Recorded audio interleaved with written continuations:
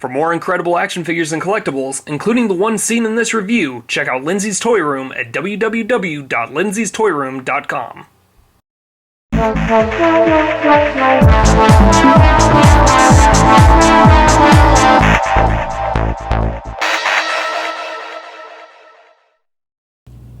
Hello YouTube and welcome to Turmoil in the Toybox. I'm your host Aaron Hauser, and today we're going to be reviewing the Funko Game of Thrones Series 1 Legacy Collection.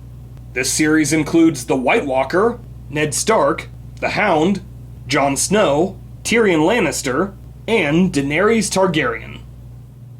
Now, I picked these guys up from Lindsay's Toy Room at lindsays.toyroom.com for about $114 plus shipping and handling. And this set is incredible. I really wasn't expecting much from 7-inch scale figures from Funko, especially since NECA pretty much owns the market for this scale collectible figures, but they actually did a really great job with this series. Now, I have to note, and I was told this by another collector, that this is the second release of this Series 1 set. Apparently, the initial series that was released had a whole bunch of factory errors to it, joints that just weren't properly put together, stuff like that. But this series, I have not had a problem with. They are beautifully done. They are not exactly the same as NECA figures, but their articulation is solid, the detailing is well done, and the sculpts, they're not incredibly on point, but they're definitely close enough for a 7-inch scale figure line. So let's take a look at the figures. We'll start things off by taking a look at the White Walker. Now this is actually a very cool figure. Doesn't come with a whole lot of accessories, just the spear with the ice blade on the end there. Looks very cool. He's got articulation in the head on a ball joint, articulation in the shoulders, the elbows, the wrists, at the torso there. He doesn't really have any waist articulation. He has articulation in the hips and the knees that's double jointed, and it's actually a very loose knee joint. Has articulation in the ankles.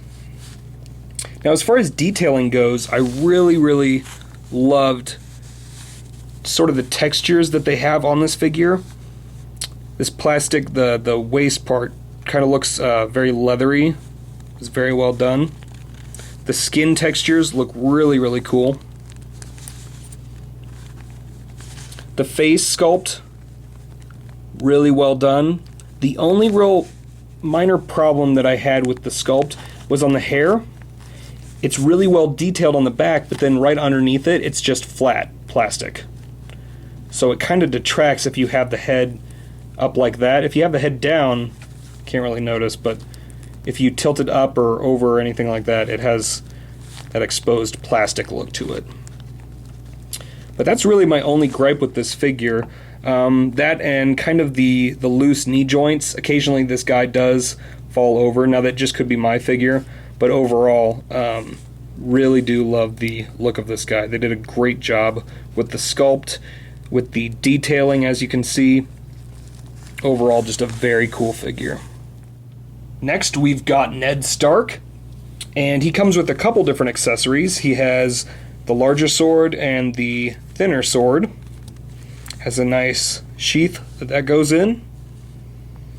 Once again, a lot of really nice detailing on this figure.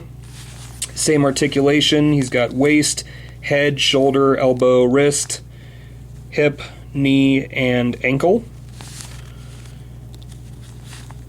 Not the best head sculpt on this guy, but I think it does the trick. Decent paint application on this one as well.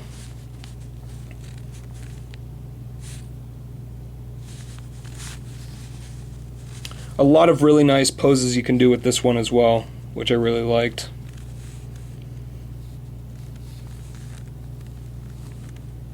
Overall, really like this guy. Next up, we've got the Hound, and this is definitely one of my favorite figures in this series. Not only is it incredibly well detailed, but I love the sculpt, the articulation, and the accessories that this guy comes with. Comes with 2 swords, and a removable helmet, and what's really nice is this is actually sort of a rubbery plastic, which makes it so that you don't really scrape up any of the paint as you pull this off of the figure. Has really nice detailing, even though it's a sort of rubbery plastic, which is really nice. The sculpt looks incredible. Very good likeness. Same articulation in the shoulders, elbows, wrists, head, torso. Actually, there's no torso articulation on this one. You do have articulation in the hips, in the knees, double jointed, and then in the ankles. And then they did a great job with the armor. And this is also a flexible rubbery plastic, so you don't need to worry about this breaking when you rotate the shoulders or anything like that. There's a really nice sheath on the back for one of the swords, and then the sheath is on the side as well for the other one. Great detailing on the gauntlets and the hair and everything. Overall, this is easily one of my favorites of the series. Next is Jon Snow, and this is a really well detailed figure. Has the same articulation, removable sword, and then I really love the way they did his cape here. The fur portions look really nice. The face sculpt, as with some of the other ones, it's not the best, but it's close enough, I think, for a 7-inch scale figure. Really love the paint application. They did a great job with the costume. This one does have a torso articulation point, though, just to note that. Overall, a really strong addition to this series. Next up, we have my favorite character from the series, which is Tyrion Lannister, played by Peter Dinklage. And they did a great job of capturing his likeness with this sculpt. I was really impressed. And also, even though this is a smaller figure compared to the rest of the series, it has the same articulation, which is really nice. He has articulation in the head, shoulders, elbows, wrists, in the waist, in the hips, knees, and ankles. And then he also comes with a small battle axe, which has some really nice detailing on it. And then I really, really love the way they did the armor. They have a lot of really nice detailing that captures the look of his armor from this episode. Overall, the hair and the paint application on the face looks really nice. You've got some of that stubble on his cheeks there. And then overall, really nice articulation, like I said. The only thing I kind of wish they would have added on all of these figures, not just this guy in general, is like a peg hole so that you could use either some of the McFarlane or NECA stands for display with these guys. But overall, they actually do stand up really well on their own, so you don't have to worry about that too much while you have them on display. Last but certainly not least is Daenerys Targaryen, and this is a beautifully done figure that really captures the look of the character. They did a great job with the articulation and detailing on this figure too. Has the same articulation in the head, shoulders, elbows, wrists, torso, hips, knee, and ankles. And the only accessory that she comes with is a small dragon, which is actually really well detailed for being such a small accessory. Pegs right into the shoulder. And it actually holds on there pretty firmly, so you don't have to worry about it falling off on display, which is nice. The costume is really well done, also has that sort of rubbery texture to certain portions, so it does not inhibit any movement in the articulation, which is nice. Overall, really love the paint application. They did a great job on the face.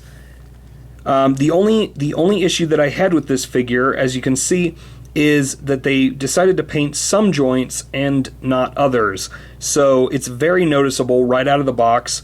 But if you articulate it, at different angles, it does hide it, so you don't really notice it.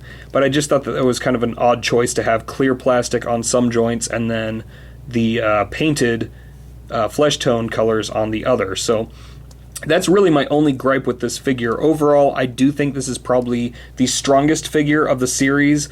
I know it's definitely a fan favorite, but this is a very well done piece, and I think that this is easily the strongest figure of this series. All in all, I really love this set, and like I've pointed out, there are little indiscrepancies here and there, but overall, this is a beautiful set, and if you're a Game of Thrones fan, this is a great addition to your collection. And honestly, I really am excited to see what they do with the future Game of Thrones series releases. I know they have Series 2 coming up, and it'll be interesting to see what they do with Series 3 as well. But overall, really love these figures. So that's about it for this review. If you have any questions about the figures, just leave them in the comments below, and feel free to check out some of my other reviews. As always, thanks for watching.